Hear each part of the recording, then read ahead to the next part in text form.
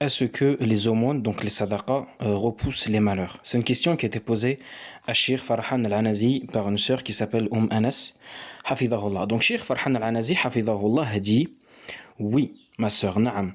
Le fait de multiplier les aumônes est une cause pour qu'Allah Azza wa Jal te préserve des épreuves ou des malheurs plutôt même qui pourraient t'arriver.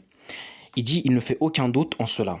Puis Shir dit, et le fait de pouvoir faire beaucoup d'aumônes fait partie des plus grands bienfaits d'Allah subhanahu wa ta'ala. Beaucoup de personnes qui donnent en aumône, si l'invisible leur était dévoilé, ils verraient l'immense grâce d'Allah Azza wa Jal sur eux de par la cause de ces aumônes. Et Allah Azza wa Jal repousse d'eux des épreuves et des malheurs dont ils n'ont pas conscience. Puis Shir dit, c'est pour cela que beaucoup de gens vivent sous la protection d'Allah Azza wa Jal et dans un état de tranquillité qui est étonnant. Et la raison, après la réussite d'Allah Azza wa Jal et son aide, ce sont ses aumônes. Allah Azza wa Jal en a fait une cause. Et le prophète sallallahu alayhi wa sallam a même dit, Dawu mardakum bis sadaqa. Soignez vos malades de par l'aumône, avec l'aumône. Et le jour de la résurrection, les personnes seront sous l'ombre de leur aumône. Et Shir, il fait référence ici à un hadith du prophète sallallahu alayhi wa sallam.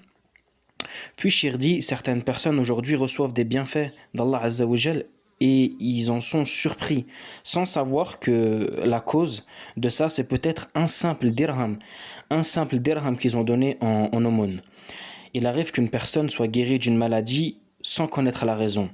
Le médicament, il n'a pas fait effet, il n'a pas fonctionné. Et malgré ça, Allah Azza wa Jal, il lui octroie la guérison.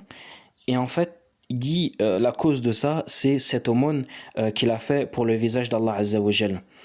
Et voilà, donc fin de la réponse de Shir. Et je vous rajoute plutôt un hadith du prophète sallallahu alayhi wa sallam dans lequel il dit Ittaqun nar walaw bi shiqqi tamra. Donc, craignez le feu de l'enfer, ne serait-ce qu'en donnant une date, ne serait-ce qu'en donnant une moitié de date. Wa sallallahu wa sallam ala nabiyyina Muhammad.